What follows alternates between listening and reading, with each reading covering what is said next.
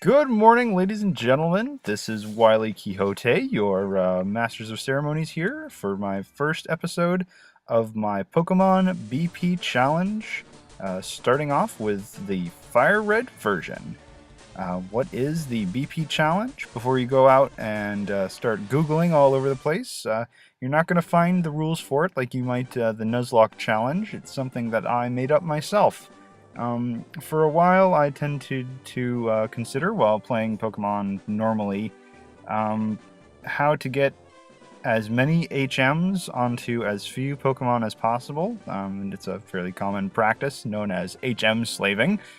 And what kind of occurred to me is that initially I was considering the Pearl version, that you could get your starter, and then within the first section of the game, you could capture a Bidoof and a Starly, and you would have enough to carry all 8 HMs available in the Pearl version. And I started considering that and some of the other versions of Pokemon as well. And it suddenly occurred to me that the HM Fly is not necessary to complete the game. You can walk and surf and bike anywhere you have to get going. It's Professor Oak there, the Pokemon Professor, giving us the little intro here. I'll keep going while I talk here. And then it occurred to me that in the Dark Cave areas in FireRed and some of the other versions, and then the foggy areas in Pearl and Diamond, the HM to clear that up, Flash in this FireRed and Defog in Diamond and Pearl, those aren't really necessary either. And that cuts it down to either 7 or 6 HMs. Professor Oak's grandson, my rival. Let's see, I'm always interested in the names they like to give, especially because they're all in capital letters. But his name is Signs, because I'm giving a shout out to my friend from college and fellow YouTuber, Signs314. He does some pretty interesting challenges playing Final Fantasy Tactics, another one of my favorite games. I wanted to give him a shout out. When I mentioned it to him, he told me that I had better be choosing Blastoise, Squirtle, as my starter. But Squirtle's my favorite. And for this challenge, which I haven't completely gotten around to the details of yet, but I'll get there, I wanted to pick Bulbasaur.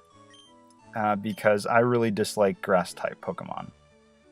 It's the starting type that has the most weaknesses. Their moves don't tend to be as powerful as I'd like them to be. And a lot of the Pokemon designs don't really appeal to me. I might be getting a whole lot of hate for that. And you're welcome to your opinion, and I'm welcome to mine there. But anyway, just as far as having the largest number of weaknesses, I thought Bulbasaur would make this challenge a little bit more difficult. So speaking of this challenge, I've been talking about the fact that you can pare down the number of required HMs to 6 or 7, depending on the particular version that you're playing. And so what that means is that you can have all the HMs spoken for 2 Pokemon. And so that's what this challenge is about. I get 2 Pokemon this whole time. My starter and one other. Like I said, I'm going to be picking Bulbasaur as my starter. I'm kind of looking around here because I forgot that the professor doesn't show up yet. I've got to go outside. I can't just take his Pokemon and run. And so I'm taking Bulbasaur because I really don't like him as a starter.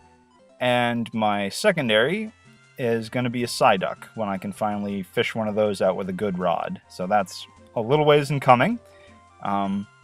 because I usually capture a Psyduck, evolve it into a Golduck for the Pokedex entries, and then stick him in a box and never touch him again. And having access to Confusion, it's kind of a psychic type move coming out of nowhere when all I've got is a grass and a water type. It's just nice to have an extra trick up your sleeve.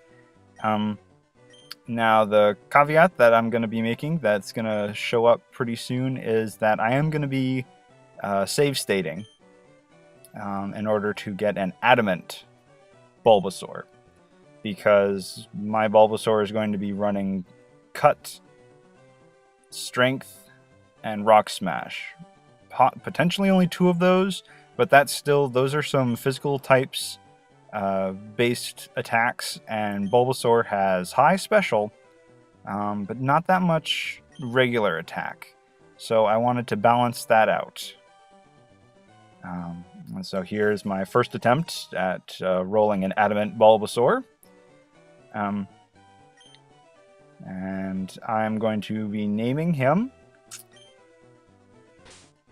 Yeah, switching around here. All of the having to type like this is pretty frustrating. And of course, you've got the limited space, but I'm sure some of you can put it together now. Rosencrantz, named for a character from one of Shakespeare's plays. Props to you if you know. And special candy-coated bauble points if you can guess what I'm going to be naming my Psyduck when I get him. So I want Rosencrantz to be Adamant so that he's swinging a little bit harder with Cut, Strength, and Rock Smash. I think at this point, yep, I was fumbling to find the right button to bring up the menu. And here we are, Timid. Not what I'm looking for. Decent stats, 11, 11, 11 down the bottom there. But the regular attack just does not cut the mustard. So I hopped back a state, picked up a new Bulbasaur, and good Mr. Signs is going to grab himself that Charmander. Serious. Pokemon is serious business. That's why we do this. Hardy? Hardy's good for a breakfast, but not for a Bulbasaur. Don't be hasty. Brave. I'm still waiting to see that movie.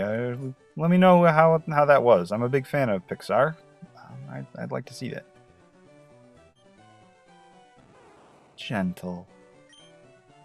It's going to need to be carrying this team here, so Gentle, not going to do it. Bold. Daring. Not what I'm looking for. So, moving on. And... oh, he's naughty. Let's move on. Naive? No. They're timid? No. Mild is decent for Salsa, but we're not looking to make Salsa with this Bulbasaur. Yo, he's sassy. Relaxed. I'm not getting relaxed. This is taking way too long. Another bold. Quiet? No. Careful? No. Docile? No. Rash. You can get that from plants, especially poisonous plants. Another sassy. Docile. Modest. Adamant. There we go. What we've been looking for. Rosencrantz is going to be male. Nice 12 attack, very solid. It's going to be good. Solid defense, solid special defense. Special attack's not that bad, and speed is okay. Well, they're not going to become huge, but what we need is someone who can hit hard and take some hits. And that is what Rosencrantz is going to be doing. I was really surprised while I was going through how the number of female Bulbasaurs I got. Used to be that female starters were something that never happened. But I guess that's new. So yes, we are going to save. Let's not go through that that whole malarkey again. Now, you're probably wondering what on earth the BP stands for, because it doesn't have anything to do with HM. BP stands for Bioware Paradigm, and it's sort of a tip of the hat to games like KOTOR and Mass Effect, where you've got your character, and you're allowed to bring 2 other party members into the field. And so initially, this idea started with 2 Pokemon. That's it. And so that's sort of including the trainer as the Commander Shepard or what have you from KOTOR. But what I realized is that there are actually several tiers to this challenge. I'm doing tier 1, the most restrictive. But there can also be a tier 2 where the Pokemon trainer is still considered the main character, but only taking 2 Pokemon out at a time, so you can still capture as many as you want to, just you gotta pop them in the box when you have more than 2. And then finally tier 3, the very least restrictive, would be to allow you to have 3 Pokemon in your party at a time, and your starter is required in that. So that would make your starter Commander Shepard. I'm Commander Shepard, and potions are my favorite item in the beginning of the game, because it pretty much makes your rival battle a piece of cake.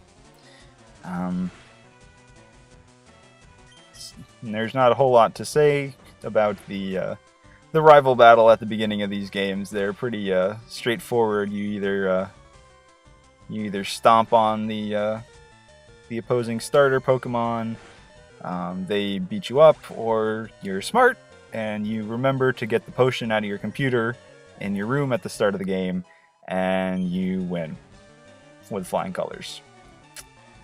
So there's a new stat distribution. He's looking to be growing in the direction I want him to. So Rosencrantz is going to be a bit of a house. At least we're hoping. So we're approaching the 15-minute mark here. And after wiping the floor with Mr. Sines' Charmander that he begrudgingly had to take due to my choice of Rosencrantz the Bulbasaur, I'm going to be leaving Pallet Town, so it seems like as good a time as any to end this episode for today. Join us next time, where we'll be discussing a few more of the eccentricities of the BP Challenge, and talking a bit more about Pokemon in general as Rosencrantz and I continue on our Pokemon journey. Alright, thank you for the heals, Mom. I'm off to go murder all sorts of horrible monsters. Yobble wobble wobble!